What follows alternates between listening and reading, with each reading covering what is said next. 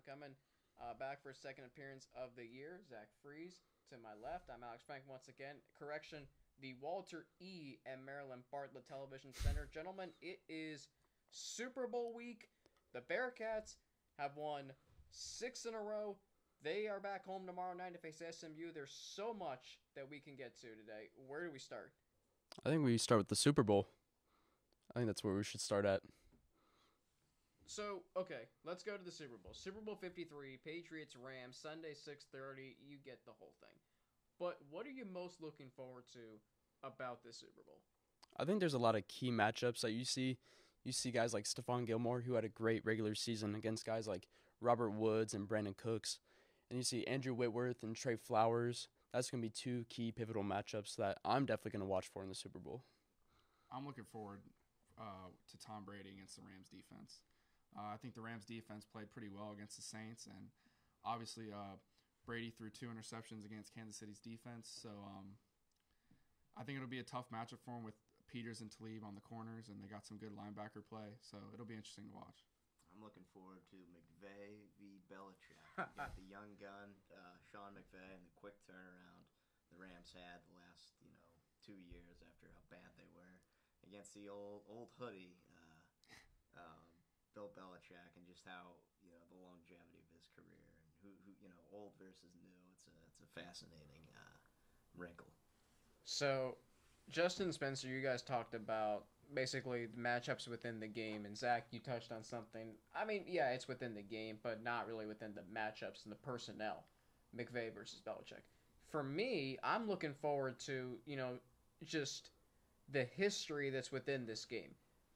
17 years ago, and it's actually, this Super Bowl is taking place 17 years to the day of Super Bowl 36. Now, why is that significant? Well, the Patriots won that game. That was their first ever Super Bowl title, and they've been a dynasty ever since. I'm looking forward to seeing if, the Rams can rewrite history, so to speak, maybe unleash a new era in the NFL. I mean, obviously, you look at what's happened since that game in 2002.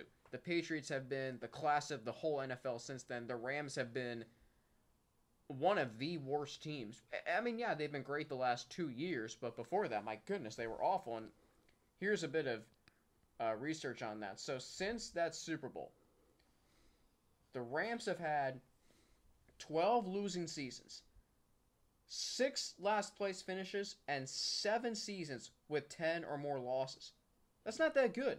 When you look at New England, 4 Super Bowl titles. They've been to 7 Super Bowls overall. They've won 15 division titles, 10 conference championship game appearances, 12 seasons winning 12-plus games. I mean, that's the class of the league. And you wonder why the Rams haven't put it together till now. Do you wonder if it's Jared Goff? He kind of had a down first year, but Gurley's really turned it on these last couple years. And they really do have all the pieces. They have him at corner. They have solid linebackers, good D-line, Aaron Donald going against like David Andrews, Shaq Mason. That's going to be a great matchup. But, I mean, you just kind of wonder if they're going to be able to keep it up. Some of the guys going to be hitting free agency this upcoming season. But you never know. Maybe Zerline can hit a game-winning field goal in this Super Bowl, and maybe they'll start their dynasty kind of like how the Patriots did. I think it's all about coaching here, really. I know the Rams had Jeff Fisher as their coach, and they at one point, and they had Nick Foles as their quarterback. Obviously, a lot of that's changed. McVay's known as one of the best, youngest coaches in the game now, and Jared Goff's a new quarterback that has played well, really. They had 10-win season, or however many games they won, and I think they'll be well prepared for it. It's really funny, Justin. You mentioned Greg Zerline hitting the game-winning field goal potentially that can kickstart a Rams dynasty. I think he's been missing practice. But I heard that was I heard he missed a practice, but that wasn't unusual of him. I heard just something I saw from Twitter. I'm not sure exactly. I haven't read any. Tweeted it. I can't remember, but I just remembered that I read that he wasn't practicing, but it wasn't unusual for him to not be practicing. I guess is from what I saw. The thing is, Greg Zerline wears number 4. Well, Adam Vinatieri also wears number 4. Yeah. He hit 2 game-winning field goals. And Brendan, our director's telling me to pull up the stream on YouTube, so I'll do that real quick while I'm talking about this game on Sunday. We're talking about the Rams coaching staff. I think for me, Jeff Fisher, you can say what you want about him, how clearly not what was going to get the Rams, back to, and there we are. Look at that. What they used to be. So anyway, okay. Jared Goff, Justin was hitting on it, was almost considered a bust his first year. 0-7 in 7 career starts.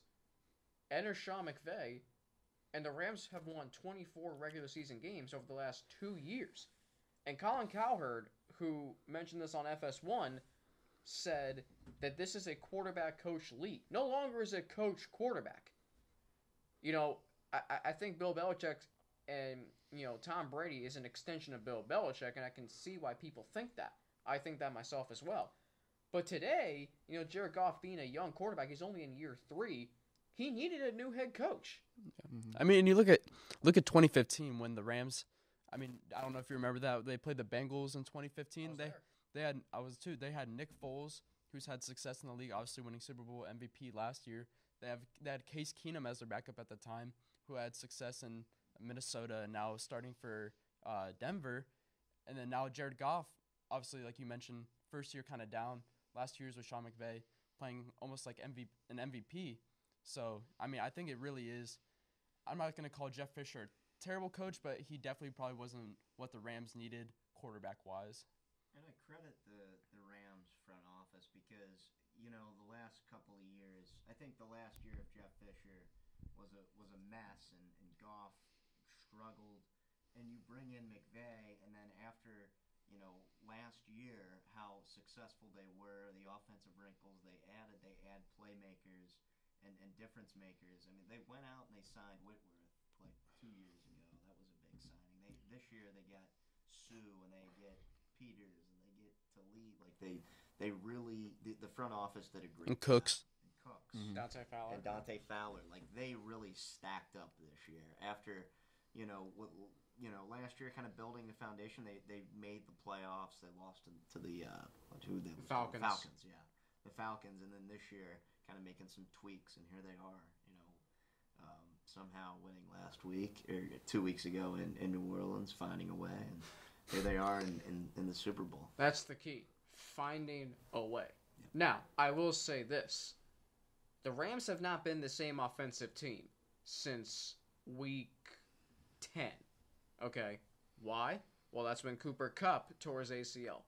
The Rams have not been the same offensively since then. They haven't been that, air raid, throw the ball on, it's seemingly every down and just being so up-tempo. What the Rams offense is now is ground and pound. That's why they went out and got C.J. Anderson. Yeah, they've rushed well with C.J. Anderson. He's been a bit of a surprise getting cut by the Raiders, the Panthers, and I'm fully supportive of him. And Gurley's been good in the flats too. He goes out, gets a pass, and he has the ability to make moves, break some ankles, and even when he makes contact, he's still going and still breaking more tackles. I don't know if you saw C.J. Anderson was calling himself like fat or thick or whatnot, but he really is. I don't want to say he's a key factor, but I mean he's basically playing like he's a key factor to why the Rams keep winning. I mean he's just playing great alongside Gurley, and so I think they make a great duo. You kind of see like Alvin Kamara, Mark Ingram, they just complement one another very well. So I mean, who knows? Maybe that might be a duo that will go for the next few years. Yeah, and you can't have a good running game without a great offensive line. I think we talked about Andrew Whitworth, how good he's been, and how the signing was so worth it for them to be able to get Whitworth. And up front, I think they have Roger Saffold as well. Like that's a really strong part of the Rams right now. Up front, kind of able to bully defensive lines. I think that's going to be key to the game as well. I thought it was huge that C.J. Anderson came into the game against the Saints when Gurley was out and he only had 10 rushing yards. It's good you have that backup running back or other running back that you could go to that could still keep the offense rolling. It doesn't change things. Absolutely. And Zach hit on something that I want to hit on is it's the Rams offensive line that's been unbelievable throughout this postseason. I mean, they kept the Saints defensive line virtually at bay really from about the second quarter on. Like the Saints got some pressure in the first quarter. I mean, a lot of that might have been due to, the crowd in New Orleans, but as time wore on, and Colin Cowherd again mentioned this, the Rams' offensive line was going to take over in the trenches, and it did. Great teams that have electrifying offenses have great offensive lines because you have to protect the quarterback. The quarterback is the most valuable player to a football team. Well, he has to be protected. And I remember I saw something on NFL.com after the Rams' Week 4 win against the Vikings, and at that point, I called them the best team in the NFL. And it was the offensive line. I mean, Andrew Whitworth, Zach, you mentioned him, and, I think it's great for us. I mean, he's not doing it with the Bengals, but the fact that you played here for so long, and I know we wish he was here in the Super Bowl with us, but you got Andrew Whitworth, you got, Roger Saffold, who's the longest tenured Ram on the team, so good to see him in the Super Bowl. You have, losing my train of thought, you got Sullivan, you got Havenstein. Yeah, Havenstein. I couldn't figure out how to pronounce his name. You have guys up front that are paving the way for Todd Gurley, C.J. Anderson, and ultimately Jared Goff to throw to his arsenal of weapons. And you look at, you can talk about how well they can run the ball with C.J. Anderson and Todd Gurley, how well the offensive line is playing, how well Goff is playing, but I think the most underrated thing about the Rams is they're all buying into what McVay is saying. They all trust in him. They all play for one another. You look back when the Rams played at home against the Green Bay Packers, Todd Gurley could have easily, they had the lead, I think it was like a minute left in the fourth quarter, and he could have easily ran in for a touchdown, but he stopped himself at the 1 yard line. Just very unselfish, all playing for one another. I think that's probably one of the most underrated things about this Rams team this year. It's also, I think, and Justin hits on a really good observation here, Whitworth's older than McVay. Yeah. Sean McVay's only 33 years old, and he's coaching in the Super Bowl, and he's coaching guys who are older than him. And played against Edelman in college. Yeah. And it's amazing how well respected he is by even the age difference. Yeah. Every player on that team respects him, and even other players that are playing for different teams respect him. And I'm sure Bill Belichick and Tom Brady both respect him a lot. And he's earned it. He's earned his respect. What he's done with the franchise is something that's very special. And I know last time when they played in the Super Bowl, I can't remember what Rams player said a dynasty would be born. Ricky Prohl, yeah. Well, I think this time it looks like it's a dynasty in the making. Yeah. That Rams team in 2001, let's talk about that.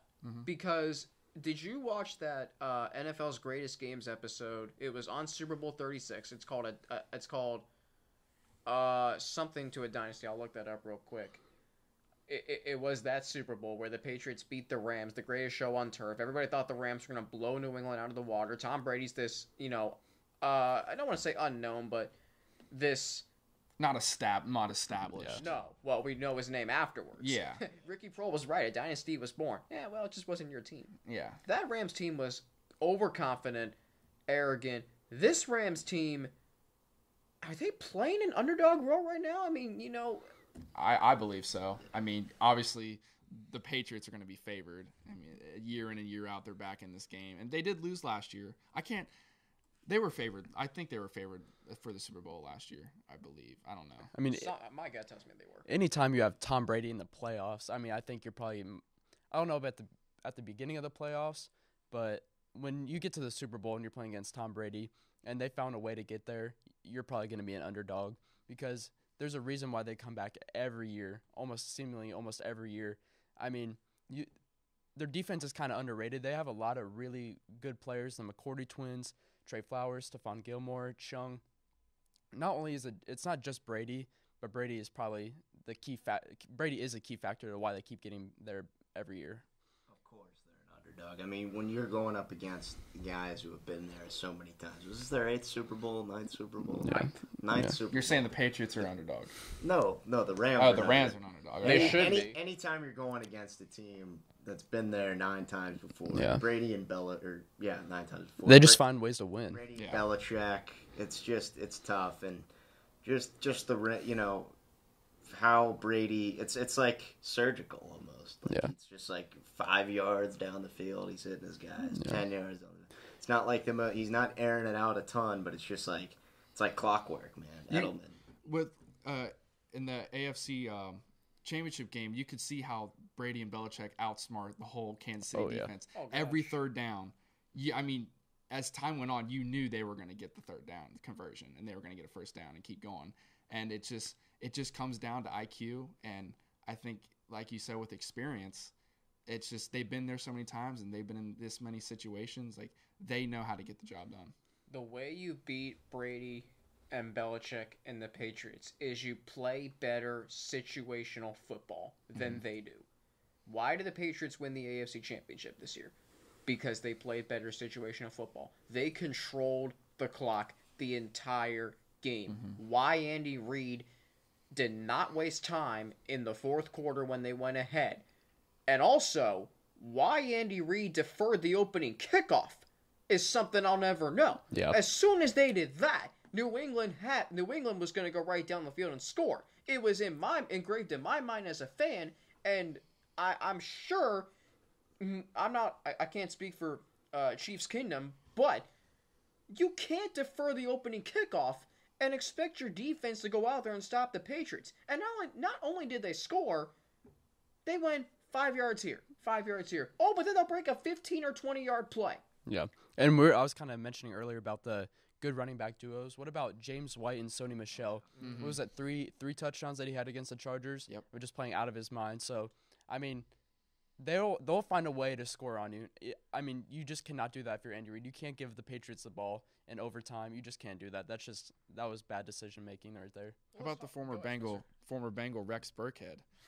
He scored a couple of times, I believe, last game, and it just they have three running backs with Burkhead, White, and Sony Michel, like you said. Michel's can rush up the middle, and then you got passing attacks with James White and Rex Burkhead. Yeah. So they have the ability to do anything they want running back wise. James White's so underrated. Oh yeah. Backfield. We talked the Super Bowl 2 years ago. Like, he's just really, really underappreciated. 14 catches in the Super Bowl that they beat Atlanta, and I think now that Le'Veon Bell thought that he should be worth a running back and a wide receiver. Was a wide receiver too? You know who should be worth that? James White. Yeah, James White just fits what New England tries to do to a T. Nothing like super. Like, they just love the short, out of the backfield. He knows the system well. He knows where to go. So James White fits what New England's trying to do to a T. You can look at the box score from the divisional round against the Chargers.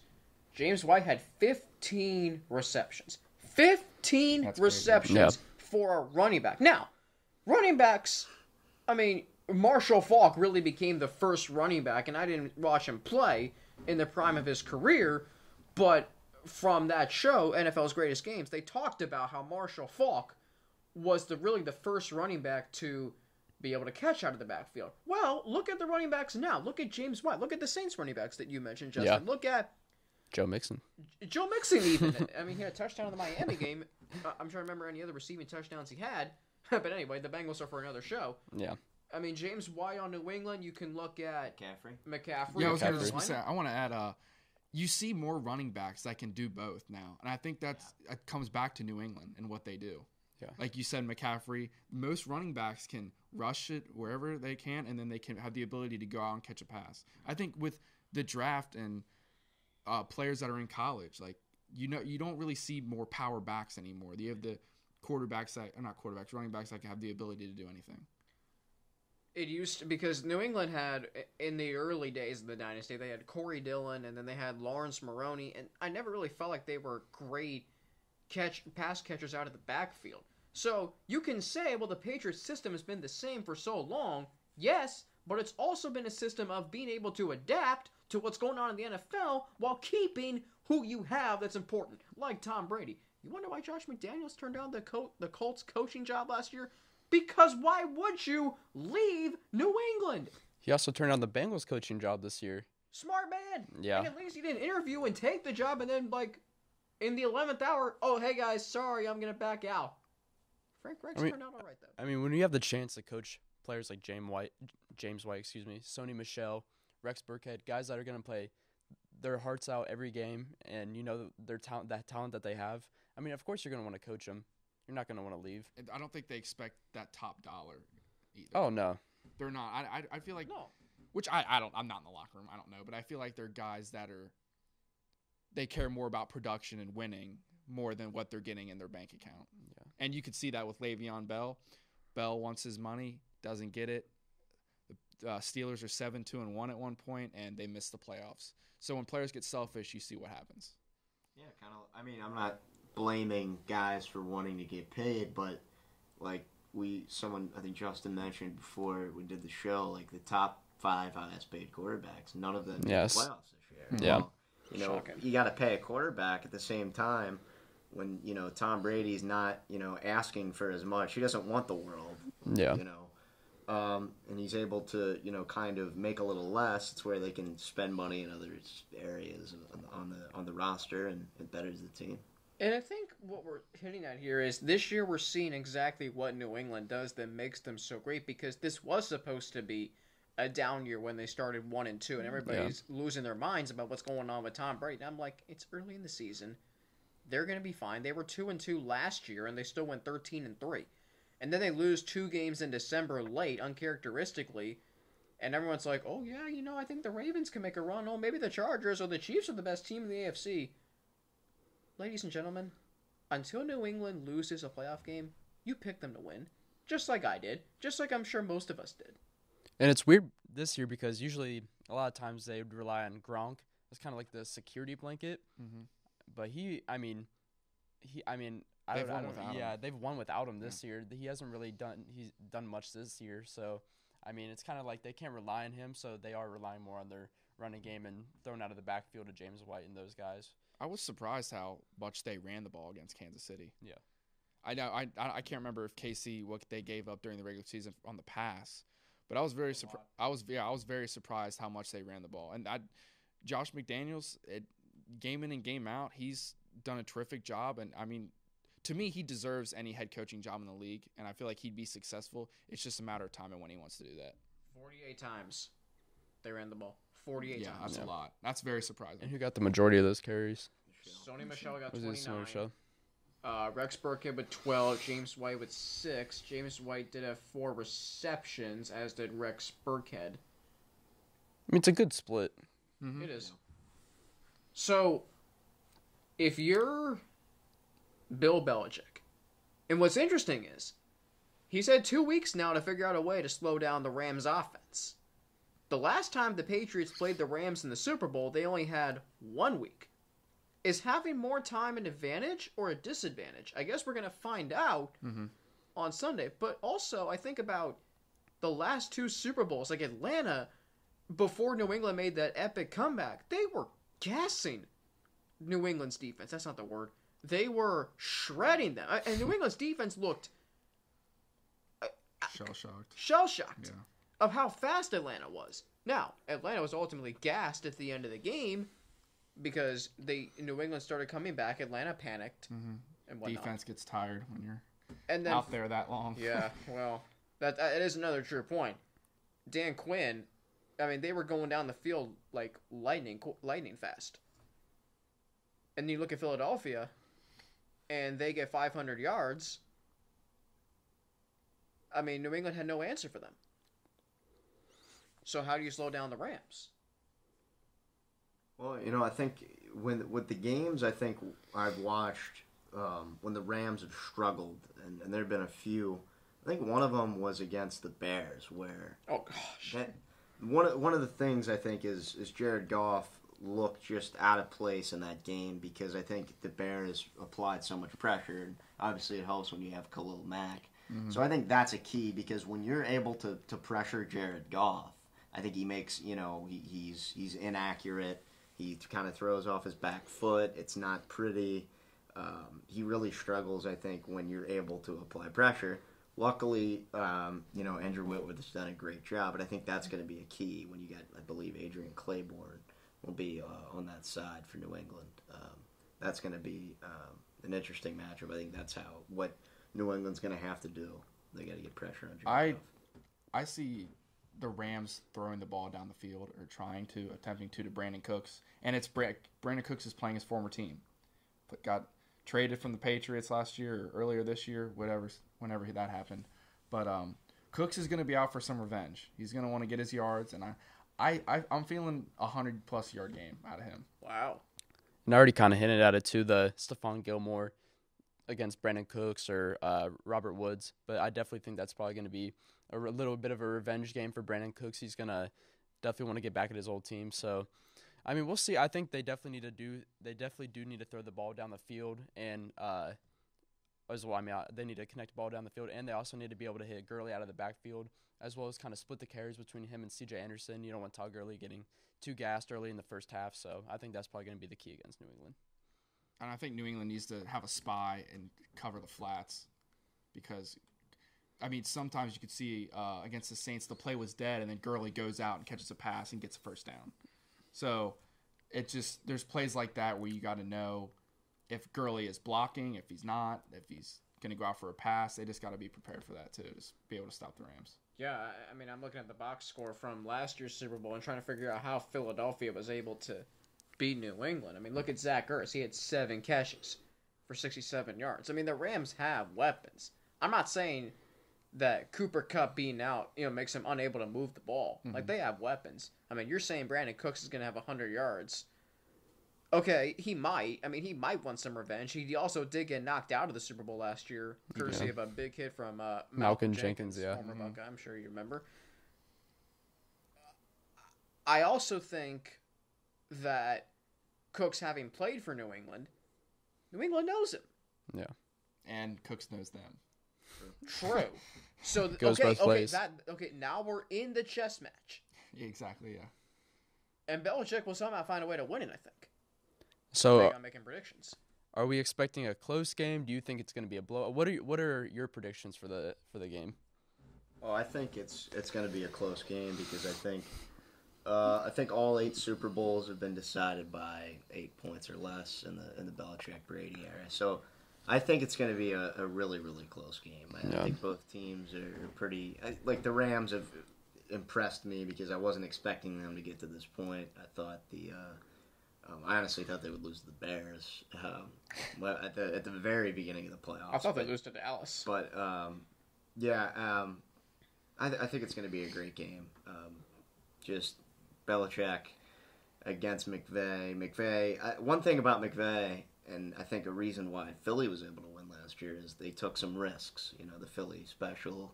And burying the ball out. Right, and I think McVay has shown he's not really afraid. He's not, he's rolled the dice plenty. I don't think the moment will be too big for him at all. I think there's been a couple times this year where it's been 4th and 1, and he could have punted, but he went for the win. He was trying to go for the kill, and so I think that's kind of an advantage for McVay. Being aggressive, and I think he is aggressive. So Sean McVay watched every play that Sean Payton ran leading up to the NFC Championship. Every offensive play that the Saints ran. Do you remember what Sean Payton did 9 years ago in the Super Bowl at the start of the second half? Onside kick. Do we think Sean McVay is going to do it at the start of the game? Probably. I would love to see that. I don't know. I don't see him doing that just because they don't need to give New England the ball and get off to a slow start like they did against New Orleans. And with going back to predictions, I believe that the Rams will get a big head start on this football game. I think not as big as lead as Atlanta had, 28-3. I don't think it's that big, but I think going into halftime the Rams will be up 10. I'm going to say maybe like 24-14 maybe, and I feel like the Rams will shock everyone and they will win this game 35-24. Wow. Trust me, I'll be rooting for the Rams on Sunday. I'll go ahead and put that out there. But I mean, the Patriots are who they are in the playoffs.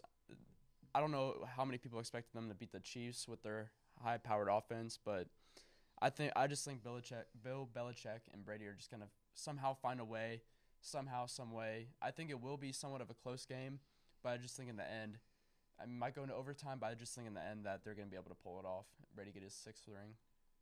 So everybody can talk about how these two teams are evenly matched, and the Rams have a great defensive line. Aaron Donald's virtually unblockable. The Rams have a ground and pound offense, and then they can talk about New England and Brady and Belichick.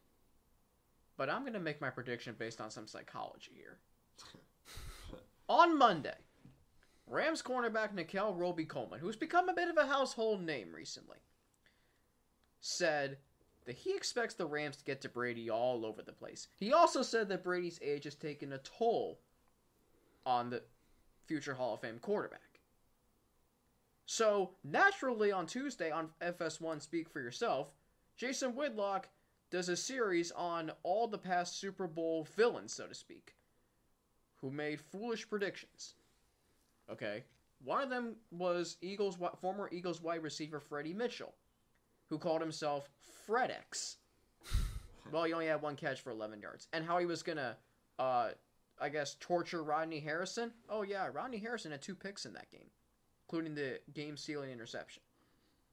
Ladies and gentlemen, this game is going to not even be close. New England is playing as motivated as ever right now. Tom Brady is playing with as big a chip on his shoulder as I've ever seen him play. And I don't care that he's only thrown for 2 touchdowns in this postseason. The Patriots don't even get into position to score touchdowns if it's not for Brady's precision passing. New England is going to win this game, and it won't even be close. 41-24, New England wins. I said it. You have heard it. You think they're going to score 41 points on the Rams defense? I'm willing to bet you they score 41. I am. I don't know. It's just the Rams defense having Talib and Marcus Peters back together. It just changes their defense. I just don't. The Patriots are going to have to win this game throwing the football. I don't see them running at all over Donald, Ndamukong Suh, the linebackers they have. I just don't see their running game having much success this time around, which James White scored the game-winning touchdown last year. I don't know what he did. I can't remember the stats he had last year, but I think it's going to be – and Brady even said it at media day. He said, I'm going to have to go through this guy, pointing to Talib. So they're going to have to pass the ball, and I don't see it happening this time around. So, final score prediction? Earlier, 35-24. You went 35-24. All right. At the beginning of the year, before the season started, I predicted a Patriots-Rams Super Bowl. Did you really? Yeah, I did. And I thought I picked the Rams to win. But just the culmination of this season, people telling me, the dynasty's over, the dynasty's over. The dynasty's not over, guys. I can't pick against New England. I know they lost last year. Doesn't matter. I'm going back. I'm picking New England to win 30-24. I think New England's offensive line's been pretty damn good.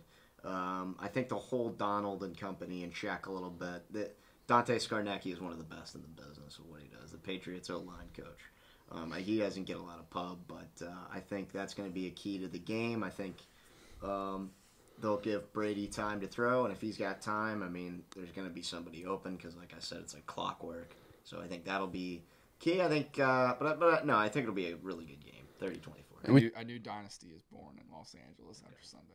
And we talk so much about the Rams' offensive line, but the Patriots' O-line is just as good. Shaq Mason, David Andrews, getting Trent Brown from San Francisco. They've really put it together, and I think they're definitely going to – it's going to be a difficult task to stop Aaron Donald, but Sue hasn't played that well this season, at least not from what I've seen. So, I think Aaron Donald's definitely going to be the big guy that they're going to have to stop. But other than that, I think they're going to pretty easily handle the rest of their D-line. I saw a stat. I can't remember. I think it's in less than 3 or 5 of how many times Brady's been knocked down these playoffs. It's really crazy. It is. I think it's 2. Not 100% sure. Yeah. But it's just they're going up against Aaron Donald in a whole different defense now.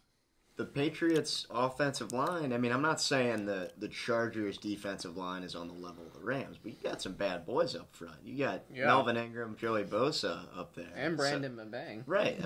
That's a pretty solid front there. And they whooped them, so we'll see. They made him a non-factor. Yeah. Now, Spencer mentioned that New England's going to have to win this game throwing the football. Okay, Tom Brady's last 2 Super Bowls, 466, 505. I'm going to say that Brady's going to throw for at least 350 in this game. I'm going to go with 4 touchdowns in this game. And yes, I don't think it's going to even be close. And what was it? I think it was like in 2015, Marcus Peters had the most passes defended, but he had the most interceptions, but he also gave up the most passes the most completed passes against him. So, I think he's probably going to get a little too antsy, maybe bite on a couple of routes. Jordan Edelman, Chris Hogan probably get the best of him. So, yeah, I definitely think Tom Brady's probably going to put up at least 300 yards against the Rams. Oh, by the way, he threw for 505 last year without Jordan Edelman. Oh, by the way, 466 without Gronk. Yeah. This year he's got both. Yeah. Are we good with talking about the Super Bowl? I would say my final score prediction. I think it'll go to overtime. Ooh. Patriots get the ball first. Score Rams 30 interception pick 6. 37-31. Ooh. I like Same that. as the I like AFC that. Championship. But my best friend is a Rams fan, so I'm going to be rooting for the Rams. I don't want that to happen, but I'm I just like saying it. that's I my like it. prediction. And the next head coach for the Bengals. Quick shout out to Jake McQuaid, Rams long snapper, Cincinnati product, Elder High School product, St. Antoninus product. There we go. And shout out Andrew Whitworth and James Devlin. Thank you so much for what you did for the Cincinnati Bengals. Rex Burkhead. Oh, yeah, Zach Rex. Taylor, What am I Zach talking Taylor about? being our next head coach. Yeah. Okay, so let's go to Cincinnati. Basketball. The last time, I mean, Spencer, you were here, Zach, you were here, and Justin, it's been a long time coming for you to get back on the set with us. The last time we did a show, the Bearcats were 4-1 in the conference. They had just won 3 games in 6 days. They were playing at Wichita State. We knew a lot about this team, but I thought we were going to find out a whole lot more about this team these last 3 games. And boy, did we. In a really good way. They've won all 3 games since Wichita State, Tulsa, and Temple. They're 7-1. They're a half game out of first place in the conference, and that's only because they haven't played since Sunday. We'll go with what you guys thought from the last 3 games, particularly Sunday against Temple. The past 3 games, I think the biggest thing is second half play. I don't know what Cronin has been saying to them in the locker room at halftime, but against Wichita State and against Temple, they turned that ball game around in the second half. They got all the momentum back, and they played well. I'd say the hostile environment of Wichita, like we said last show, all the fans they have, it's hard to turn a game around on the road like that. But Mick Cronin's got his team together, and Cumberland and Trey Scott and Justin Jennifer have all been playing well, and they've played really well the past 3 games, and I've been pretty impressed. I think the biggest thing, well, at least this last game against Justin Jennifer, hitting 6 threes. But while that was big, I think one of their big problems was free throw shooting. As we mentioned earlier, they did shoot free throws very well against USF, but particularly in this last game, they just kind of need to work on that. But, I mean, Cumberland's playing great. Jennifer's adding points. I think you were mentioning how Logan Johnson, he's not been doing the best on offensively, but, I mean, I think they're just playing for each other, playing very well and passing the ball very well and being able to get offensive rebounds. And so I think that's a big part of what they're doing. It totally is. And Spencer brings up a great point. Second half play. You know, Mo Egger mentioned this on his show yesterday when I called in. He talked about how after a win against UConn, and UConn's a much improved team this year. You know, their record may not show it, but the way they're playing says otherwise. Mick Cronin was livid after that game. Yeah. Oh, I walked into his press conference, and you would have thought they would have lost by 20. Okay, they got out-rebounded by 8. They gave up like 11 threes. The game went to overtime. Should not have, but it did. And he was livid. So, naturally, he puts the foot on the gas after a win, and they've been better since then. You mentioned 3-pointers. I think on the road, they need to stay away from the 3-pointers. Was it 3 of 18 at Temple? They never shoot well in Temple. I know. And Wichita State, I don't know. It was probably better than 3 of 18, but it's just on the road. I think they just struggle to make shots, and maybe that's just because of the hostile environment, and it's reasonable. But Mick had said he'd come in to Temple before and shot 1 of 18, Right. So their percentage is not that good, and I think the 3-point shooting also made them lose to ECU. They struggled struggled mightily. I think on the road they just need to take smarter shots. Yeah, that's my biggest thing. I hope they don't try to rely on Cumberland too much. I mean, while he is, I saw something it was the ESPN top 25 college basketball players. He was number 14 on that list. And so, yes, he is Top 25 overall. Overall players. Wow. Had him at number 14. And while he is a great player, they definitely don't want to rely on him. I mean, while he does have the capability to hit 5 or 6 threes in a game, that's probably not what they need. They need to get down to Nyseer Brooks, Trayvon Scott. Trayvon Scott played very well against Temple. I think he had a double-double. He played very – He did. He had 13 and 11. Yeah, so he played very well. They need to get the ball down to him, and he's very good mid-range. And so I think that's something that they need to not work on, but definitely need to keep up. Yeah, getting to the free throw line's been a success for them.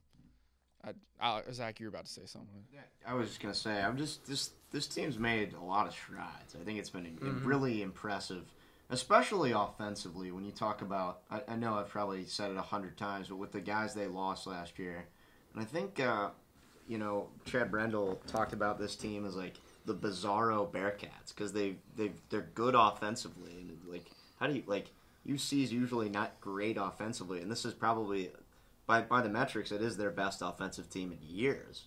So like Cumberland, just the strides he's made to be an alpha. I mean, we knew how good he was. I think the first 2 years like had some crazy flashes, but this year the steps he's taken into being a guy that honestly can rival Gary Clark and be the American Player of the Year.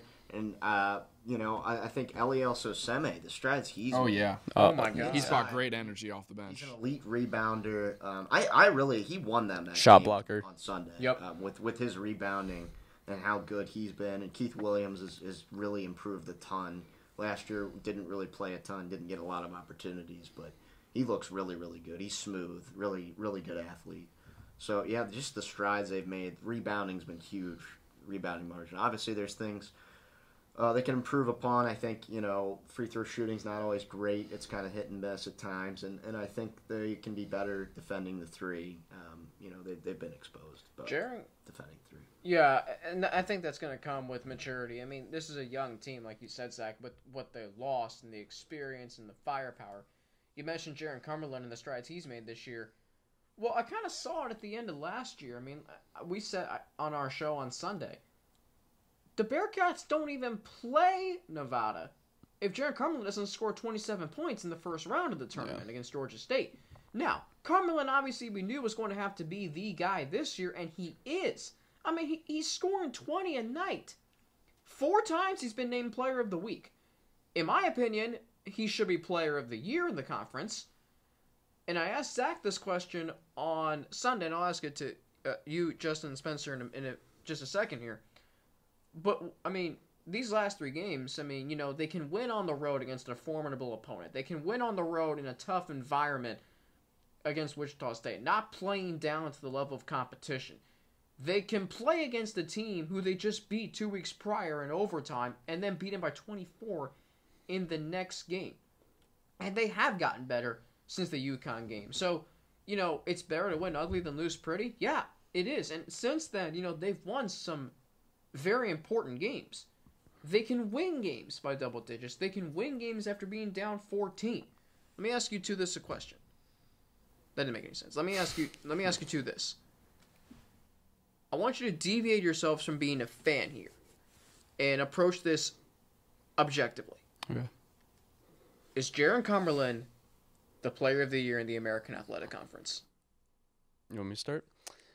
I think he is. I mean, when you step onto the floor, you know that he's going to be their number one guy. You know that he's going to take the bulk of the shots. He's going to take the big shot. I mean, there's a reason why he was on the Naismith Award watch list. Lute Olson. What's that? It was the Lute Olson midseason watch list. Close though. There's a reason why there's a reason why he was on it. I mean, it's almost like he dominates every game. I mean, he's very, very good, and I think he is the best player in the AAC, and I think he should win Player of the Year. There's a few players you could name that would be up there with him, but bring up the numbers. I don't see anyone dropping 20 to 25 points night in and night out like Cumberland does.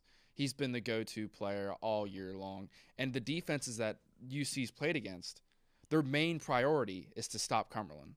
And sometimes he's been stopped, and UC's lost. But there's just games where he's just gone off. He can shoot the 3, take it to the hole, get fouled. He can make his free throws. He's got everything in the toolbox, and I believe he's AAC Player of the Year. Yeah, I think he's the AAC Player of the Year. The only thing he doesn't really have on his offensive game is, premier athleticism. But, I mean, other than that, he's been shooting the 3 at a great, percentage, pretty good free throw shooter, draws fouls, good passer. And Cronin mentioned he could be he might want to get him looks at point guard next year to, help develop his game at the next level. I think that's something he's very capable of. Oh, yeah. He's got great size at 6'5". I mean, yeah, perfect size. I think UC winning the AAC is going to make a even better case than Oh yeah, for him to win AAC Player of the They're Year. 18-3, and he's the best player on the team that's 18-3, and so you got to look at that. And I just think the argument for him to be Player of the Year, I just think he has to win. I mean, it. he's been Player of the Week 4 times already. Yeah. I mean, I don't know. 2 times more than anybody else. 2 times, that's what it is. 2 times more than anyone in the conference. They just continue to do it. He continues to do what he's doing. UC continues to win ball games and do what they do. I don't see it not happening. And it's hard for a lot of people live up to the hype. I mean, because a lot of people expected a lot from him coming to this season with Jacob Evans gone, Gary Clark gone, and he's lived up to all those expectations. And so, like I said, I just think it's hard not to argue for him. That, I think, is also a safe case. 5 minutes of morning, according to Brendan. I also, I also think Justin Jennifer can be on the first team all conference. I mean, what he does, like, okay, we knew going into this season that he was a great ball handler. He has one of the best assist to turnover ratios in the country. While this year, he's also shown that he can shoot the ball really well. I mean, he's shooting over 40% from 3-point range, almost 50% after the Tulsa game. 6 threes in that game. So not only is he not going to turn the ball over, but now teams have to game plan for him as a shooter. And that gives this offense another dimension. Keith Williams can shoot the 3. Mm-hmm. It kind of deviated there. I mean, all their starters can hit a 3. I mean, obviously not Nasir Brooks, but UC has those players that – and Mick attested this in his press conference on Thursday. He recruits players that help them win ball games. Mm-hmm. Big name guys, okay. On the road. Yeah, on the road. Just big name guys don't mean they're going to win you basketball games. He recruits guys and has the guys that produces. They can do everything that he wants them to do, and they have the ability to go out there and win a ball game themselves. That's a really good point, how you don't recruit the best players, but players that will help you win. Mm-hmm. Okay, maybe that's why Kentucky always goes through some struggles in January on the road. It's because they have the best players, but are they going to help you win true road games? I don't know. Mm-hmm. Look at the game at UNLV. The Bearcats won the game because of rebounding. I mean, that's helping your team win. You got to rebound on the road, as we saw on Sunday at Temple. And this is kind of off topic, but isn't it insane that Mick Cronin's first ever ejection was against USF? It's kind of like he doesn't, it was against USF. It was the game I was at. Yeah.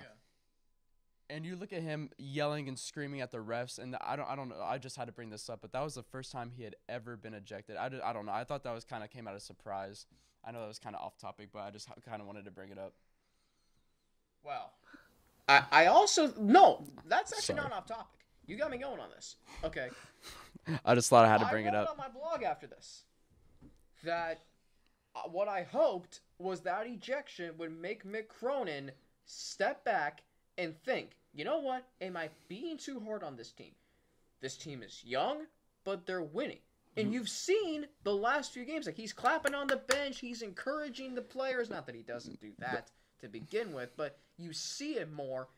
And they've responded. I mean, they've gotten 3 good wins since that USF game. Now, tomorrow is just another example how there's no easy game at the conference except maybe Tulane. SMU, tomorrow at 8, CBS Sports Network, Carter Blackburn, Pete Gillen on the call, 700 WLW. We'll have the coverage. We mentioned it before we went on the air. SMU they have talent, but they don't go very deep. What do you expect tomorrow? Look, SMU's best player, Jarrett Foster, is likely out for the year. I think that really hurts them. But, I mean, they're capable. They're going to come in. They're going to make shots. I think, Shagrock can shoot. Jamal McMurray has been in college for 40 years. I mean, he has been in college forever. He's still playing. He's a really good scorer. He's had, back to even to his USF days, he's torched UC a couple times. So I think it's going to be, I think they're gonna make shots. But I think the way UC's played offensively, I don't think this is too much of a problem. UC's played really well at home for the most part. So I don't think it's too, obviously you can't take anybody lightly, but I don't think it'll be too much of a struggle. I think UC will be fine. Yeah, I agree with that. I don't see them having any trouble with SMU this time. They, like Zach said, they've been strong at home, and they almost lost to Tulsa. They went to overtime on the road, came back home, beat Tulsa by 24, I believe. Yeah. So they haven't played SMU this year yet, but I just don't see it. I don't see SMU having much of a chance. I'll take UC maybe by 18. I'd say 88-70. I think it's going to be a little high scoring. Yeah, I think as long as Cincinnati hits their free throws, I think there's no way that SMU wins. I think Cincinnati as well, about 18 points. UC's got a lot of momentum going. Why am I not as confident as I should be in this game? Because SMU they have like the second most wins since joining the conference, behind Cincinnati in American play. So SMU's been good the last few years. Now, the last 2 years they've been hampered by injuries, as Zach mentioned. I mean, last year they were extremely shorthanded. The second and third times the Bearcats played them, and the first time these two teams played, the Bearcats won by 20. I think the Bearcats will be fine tomorrow as long as, like Justin said, hit free throws, get quality shots. You're playing at home. I mean, feed off of that, and you should be fine. We'll hopefully be back on the air maybe next week, if not the week after that. It's been fun live streaming this alongside Spencer Schultz, Justin Cashman, and Zach Fries. I'm Alex Frank. Thanks for watching, and go Bearcats.